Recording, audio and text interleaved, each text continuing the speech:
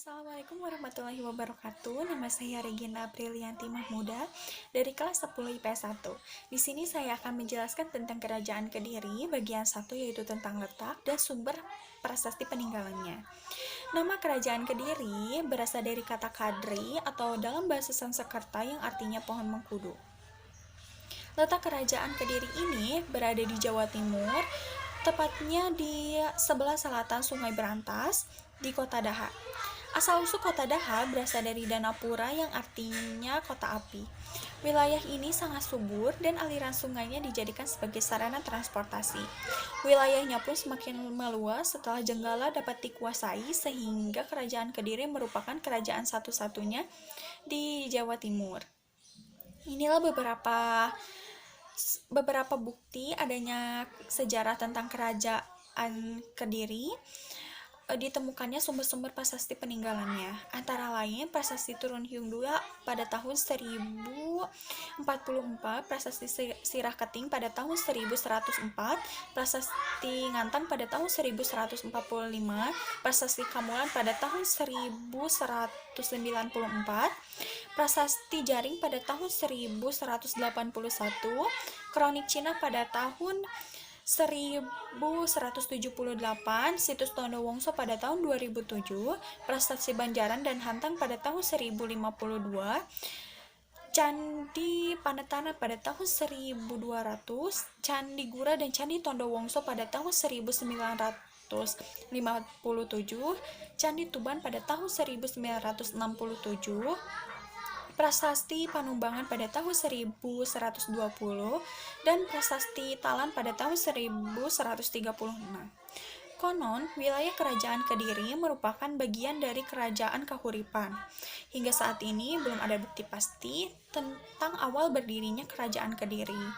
Seiring perkembangannya zaman, Kerajaan Kediri bertumbuh kembang menjadi besar dan cukup kuat di wilayah Jawa. Pada saat ini pun ada tulisan disebut Kitab Kakawin Semaradahana yang dikenal oleh kesastrawan Jawa sebagai cerita Panji. Terima kasih, itulah penjelasan dari saya. Wassalamualaikum warahmatullahi wabarakatuh.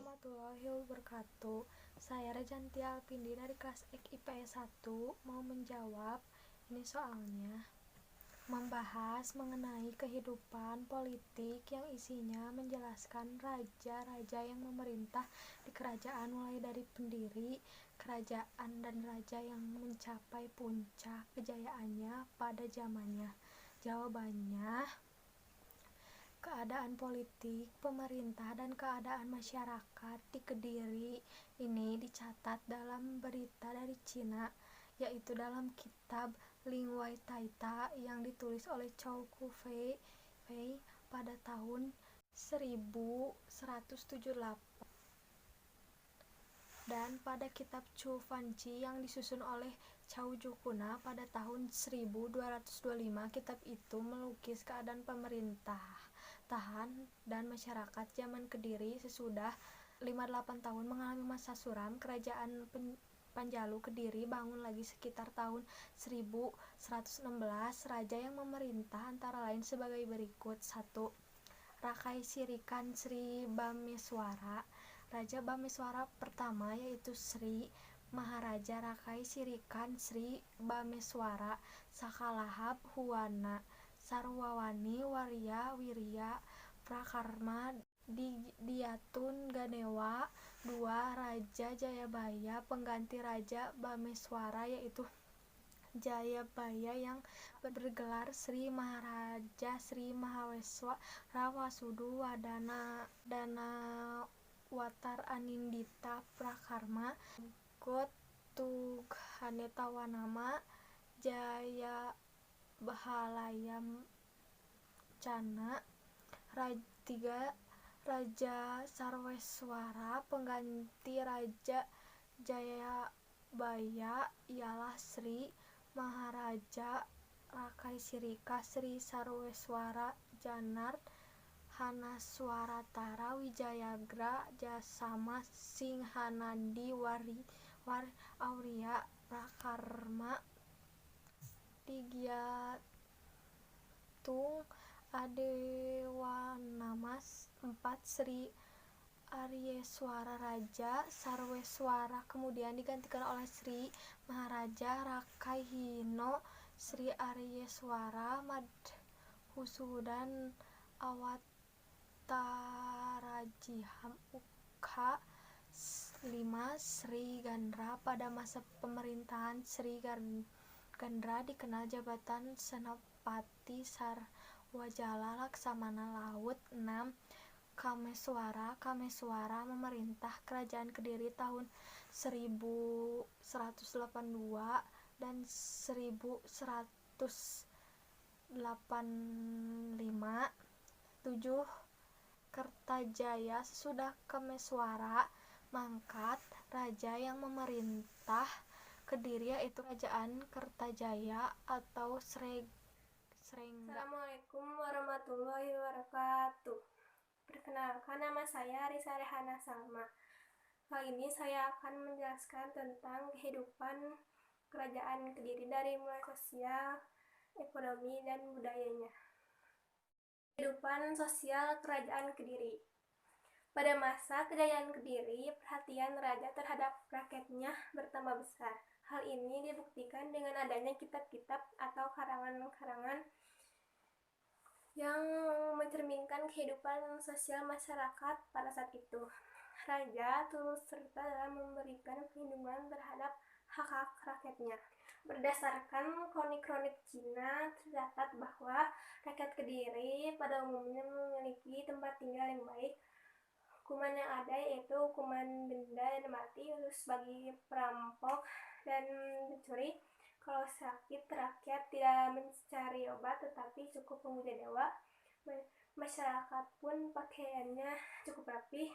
Kalau raja berpergian, pengawalnya itu pasukan berkuda, bukan pengawal darat, pasukan darat. Wartawan seorang tidak dilihat dari statusnya, tetapi pada kelakuannya. Kehidupan ekonomi Kerajaan Kediri.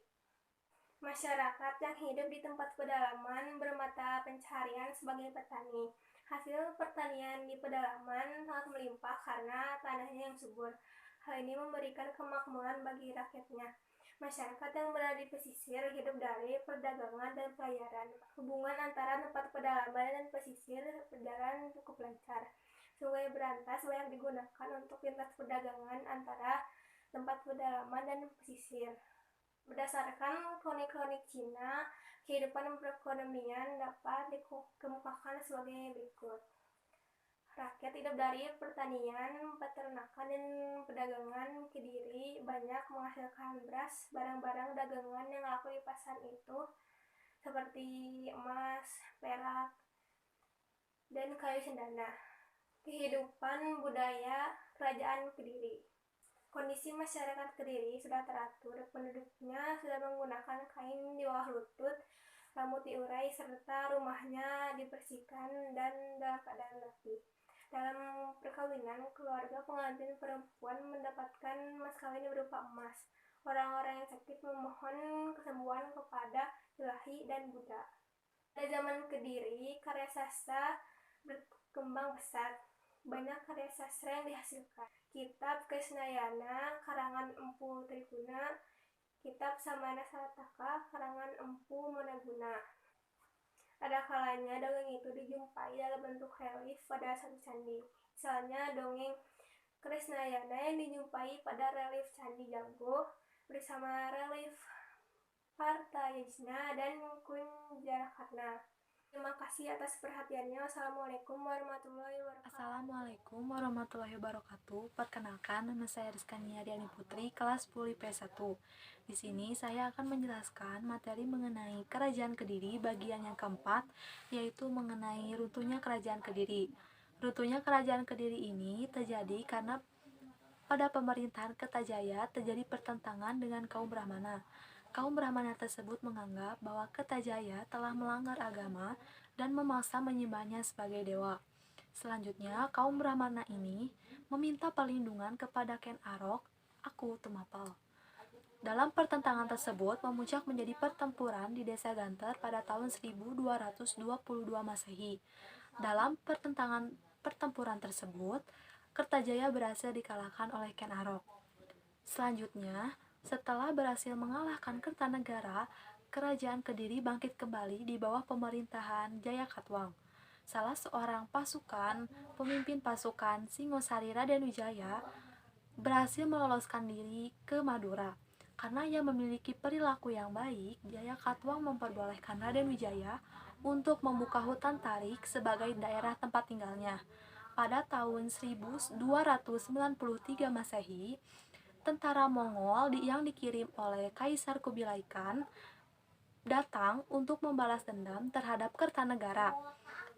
Kesempatan ini dimanfaatkan oleh Raden Wijaya untuk menyerang Jayakatwang.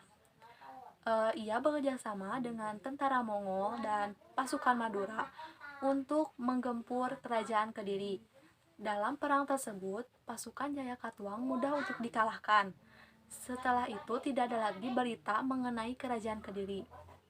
Sekian yang bisa dapat saya sampaikan. Mohon maaf apabila ada kesalahan. Wassalamualaikum warahmatullahi wabarakatuh. Assalamualaikum warahmatullahi wabarakatuh. Saya Rizky Bundura dari kelas X IPS 1. Saya di sini akan melanjutkan presentasi dari Rizkania Riani Putri tentang peninggalan kebudayaan dari kerajaan-kerajaan yang ada di Nusantara, seperti prasasti atau candi mengenai kerajaan Kediri. Peninggalan kerajaan Kediri adalah bukti bahwa kerajaan ini dahulu didirikan di Jawa Timur. Kerajaan Kediri adalah salah satu kerajaan Hindu di Jawa Timur, juga dikenal dengan nama lain yaitu Panjalu dan Kadiri. Kerajaan Kediri didirikan pada 1042 dan akhirnya runtuh pada 1222 yang memiliki pusat pemerintahan di kota Daha. Dari beberapa prasasti yang diwariskan dari kerajaan Kediri menunjukkan bahwa kerajaan Kediri memiliki peradaban yang sangat tinggi, mulai dari ekonomi, sosial, budaya. Pada waktu itu menunjukkan bahwa kerajaan Kediri memiliki peradaban yang maju. Beberapa prasasti bahkan menyebutkan cara berpakaian orang dari kerajaan Kediri sangat maju. Selain itu, rumah-rumah penduduk dalam sejarah kerajaan Kediri juga menunjukkan bahwa masyarakat telah maju dan menyukai kebersihan. Prasasti adalah sebuah piagam atau dokumen yang sengaja ditulis pada bahan yang keras dan tahan lama seperti batu dan keramik. Penemuan prasasti pada sejumlah situs arkeologi menandai akhir prasejarah. Adegan dari sejarah kuno Indonesia yang tidak akrab dengan menulis ke era sejarah di mana masyarakat sudah mengenal tulisan. Yang mempelajari ilmu prasasti disebut epigrafi. Contoh-contoh prasasti yang ada di kerajaan Kediri adalah 1 prasasti Kamulan, 2 prasasti Kalunggung, prasasti Jaring, prasasti Panumbangan, prasasti Talan, prasasti Sirah Keting, prasasti Kertosono, prasasti Ngantang, dan masih banyak sekitar 21 penemuan tentang prasasti di kerajaan Kediri. Lalu pembahasan kedua yaitu candi. Candi adalah istilah dalam bahasa Indonesia yang merujuk pada sebuah bangunan keagamaan tempat ibadah peninggalan purbakala yang berasal dari peradaban Hindu-Buddha. Bangunan ini juga digunakan sebagai tempat pemujaan dewi atau dewa ataupun memuliakan Buddha. Akan tetapi istilah candi tidak hanya digunakan oleh masyarakat untuk menyebut tempat ibadah saja. Banyak situs-situs purbakala non religius dari masa Hindu-Buddha Indonesia klasik, baik sebagai istana atau keraton, pemandian petrian, gapura, dan sebagainya juga disebut dengan istilah candi. Ditemukan sekitar 10 candi yang ada di kerajaan Kediri, ya. Di antaranya yaitu 1 Candi Penataran, 2 Candi Tondo Wongso, Candi Gurah, Candi Miri Gambar, Candi Tuban, Candi Surowone, Candi Tegowangi, Candi Dorok, Candi Setone Sedong, dan Candi Gempur. Sekian presentasi dari saya, terima kasih.